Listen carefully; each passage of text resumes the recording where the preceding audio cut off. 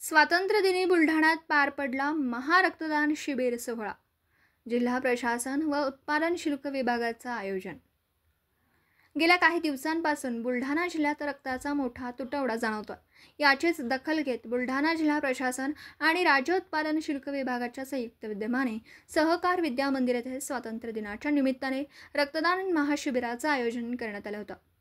त्यामध्ये जिल्हाभरातून आलेल्या हजारो रक्तदात्यांनी रक्तदान करून आपली सामाजिक बांधिलकी जोपासली आहे।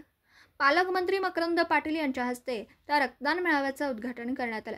यावेळी विविध राजकीय पदाधिकारी, अधिकारी, कर्मचारी व सामाजिक कार्यकर्ते मोठ्या संख्येने सहभागी झाले होते। या मेळाव्यात रक्तदान करण्यात आलेल्या बॅग विविध रक्तपेढीमध्ये संकलित करण्यात आल्या आहेत।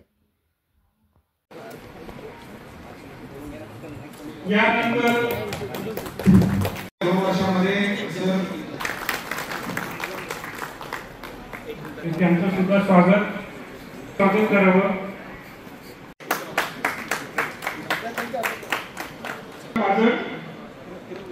किरण देशमुख,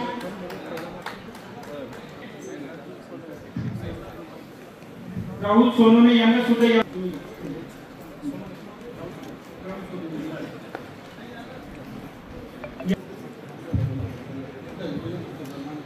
निवृत्त माजी सैनिक आहे पदाधिकारी सोनू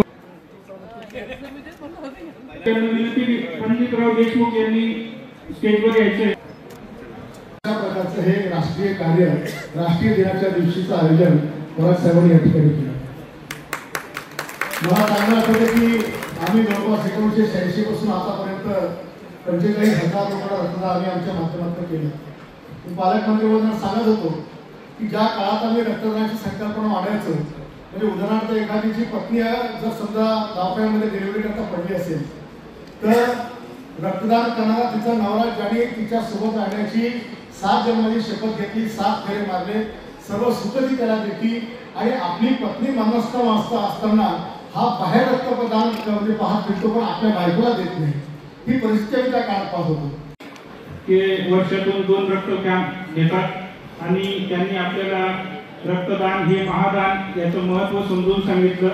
यानंतर मी या कार्यक्रमाचे मला किती वेळा म्हणले 100 म्हणले, मी 100 पार केली रक्त देऊन। त्यांच्या मिसेसनं म्हणजे वहिनींनी जवळपास 25 वेळा मला म्हणले रक्त दिलं आणि कन्येनं काहीतरी 9 वेळा दिलं। एवढं रक्त दिलं तेव्हा 2 वेळा आमदार झाले, हे आपण लक्षात घेतलं पाहिजे। म्हणजे दान सर्वश्रेष्ठ दान आहे आणि हे पुण्याचं काम आहे।